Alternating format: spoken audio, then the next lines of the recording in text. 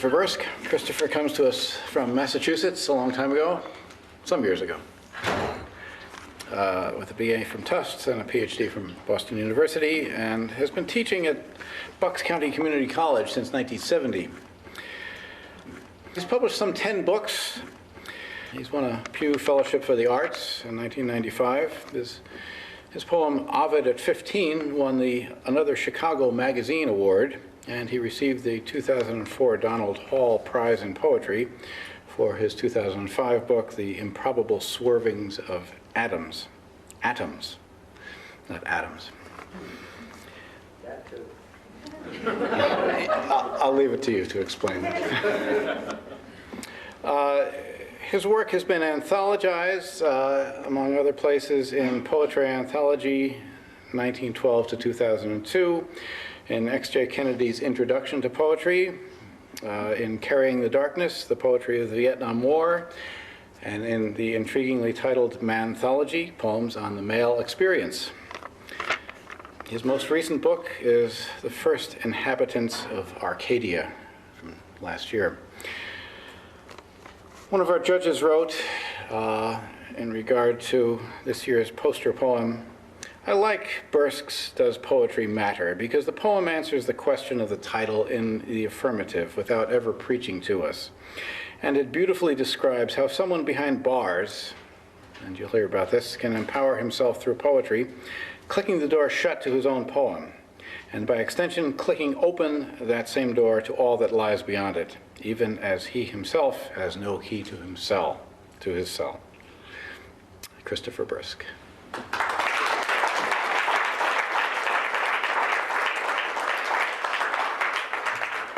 Okay, it's a real honor to be here to read with Ross and with Brandon, and you guys are amazing. This project is just remarkable.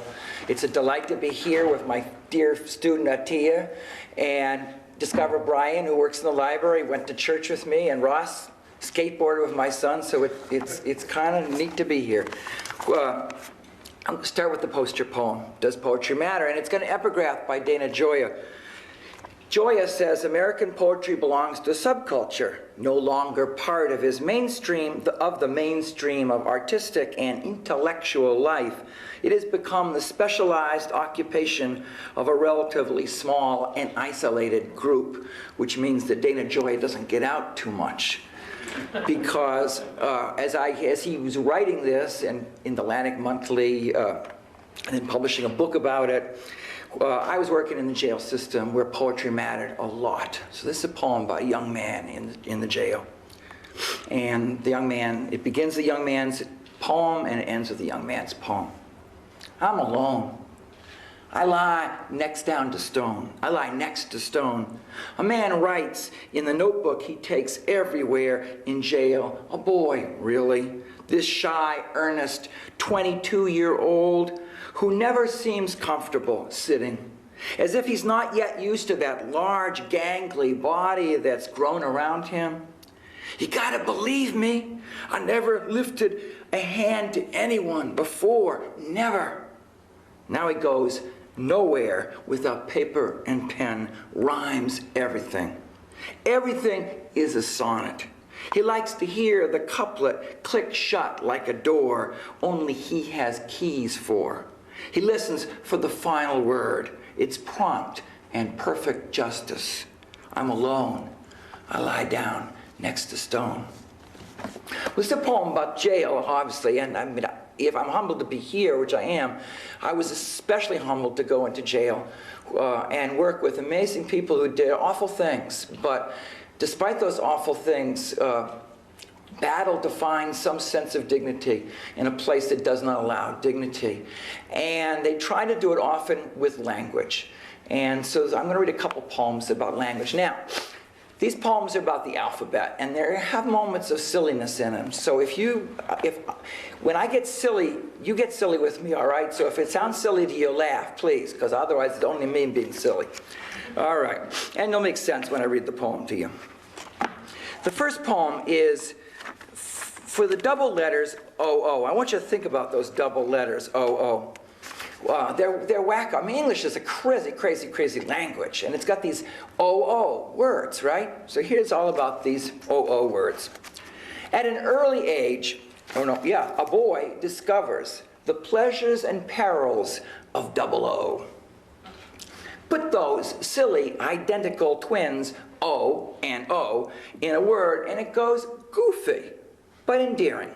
Buffoon, booby, nincompoop. Your mother's not crazy, just a little loony. That's not shit in your pants, but poopy. Add one more O to lose, and you're loose and ashamed of nothing, but ready for everything. Cookie, snooky, whoopee, booze, floozies. Words only too willing to poo-poo the alphabet's great aspirations. That silly goose. How far would you get with a girl if seduce were spelled seduce? What conclusions would a philosopher deduce? What if there was nothing loopy in the language? No va-va-voom, no magic broom, no swooping wings, no dark lagoon, no fingernail moon, no freedom to ooh and ah and swoon. Nothing too gorgeous for words. Too small extremist, pipsqueak adverb, always piping up. Too much? Yes, never too much.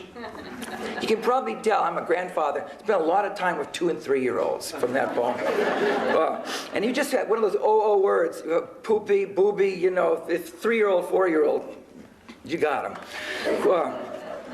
This is another poem about language, and it's about literature. I wasn't going to read it, but since Ross is here, and it's inspired a lot by my son, Justin, who I call Jay. So it's Ode to Jay.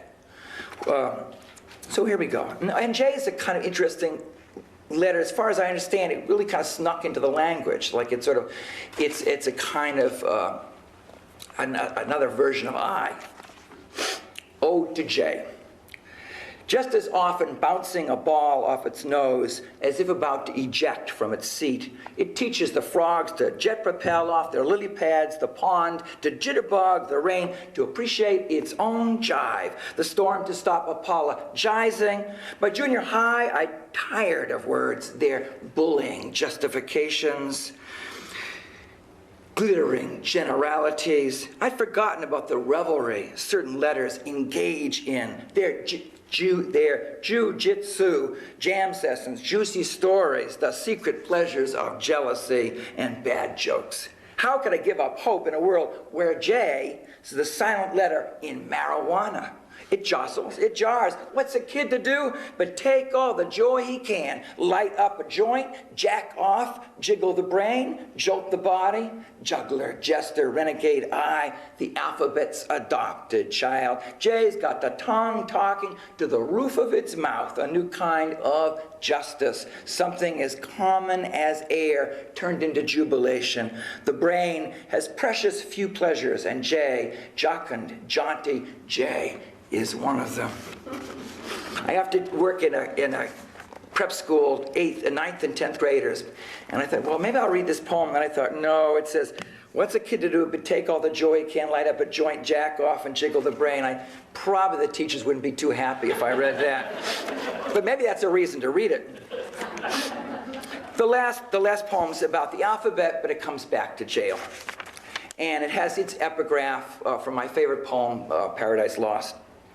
The world was all before them, where to choose their place of rest, and Providence their guide. They hand in hand with wandering steps and slow through Eden took their solitary way. And that's Adam and Eve getting kicked out of Eden and going off to find their way in this solitary, strange world.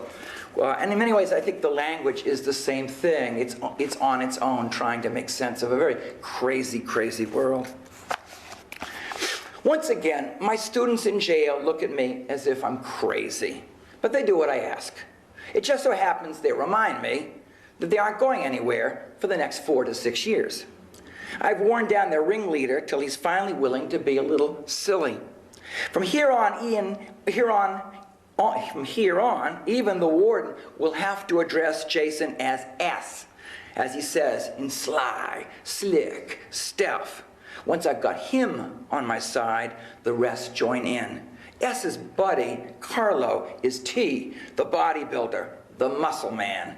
Eric, the one the rest call Mouse, lingers over the letter R because his grandmother used to call him Little Ricky till he'd been arrested so many times, even she gave up on him.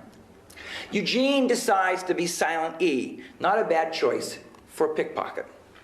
Pete and Roberto got busted twice together. They're always quarreling, inseparable even in jail. So we nickname them the dynamic duo Q and U. The smash and grabber, Daniel, is D, because he doesn't have much imagination, a fact which explains why he keeps getting caught. We get into an argument over C. It's K in disguise, says Elliot, the stockbroker, serving 3 to 5 for supplementing his income by selling cocaine. It's cagey, it's crafty, a cutthroat, a conniver, it's cold-blooded, it's chaos, it's catastrophe. Most of the men gathered at the table are here because they heard the ladies might be allowed to come to this class. But now they're stuck with me. We get down to work. At least here they get college credit for engaging in fantasy. Today, I want them to pretend that the planet is doomed and there's just one spaceship and they've got to choose who lives and who doesn't. It beats mopping up the floors or dishing out potatoes. The world was always coming to an end when I was a kid, and there was no time to talk about anything else. A meteor's heading for Earth, I'd say to the boy that my mother made me play with because she was friends with his mother. We got the last rocket. There's not enough room for your whole family. Pick some. I must have spooked those kids out a lot, actually. We'd spend the afternoons deciding whom and what we'd save, which books to take. That was one of the rules. We had to love language on board. Imagine that we're drifting in space. What do we do to pass the time? I now ask Tiny, the 300-pound check forger, and Moon, the second-story man, and Steve M, the shoplifter, and Steve R, the carjacker, and Phil, who fell asleep in the house he was robbing. True story. Tomorrow I'll get one man remembering the aunt who taught him to cook, another the long year his father wouldn't speak to him. I sit with a third, and together we try to recall snow falling on water, or what rain really tastes like. For a few minutes, we decide to pretend this is the real purpose of life. Floating away, not just from the prison, but the planet, and looking back at the Earth from our spaceship, giving up on the mothership, ever remembering to return for us. We got no supplies, just this intrepid crew. A, B, C, D, E, F, G, H, I, J, K, L, M, N, O, P, Q, R, S, T, U, V, W, X, Y, and Z, the first inhabitants of Arcadia. Now homesick, curious exiles from Eden, navigating their valiant path through the universe, always looking back over their shoulders at paradise. Thanks a lot.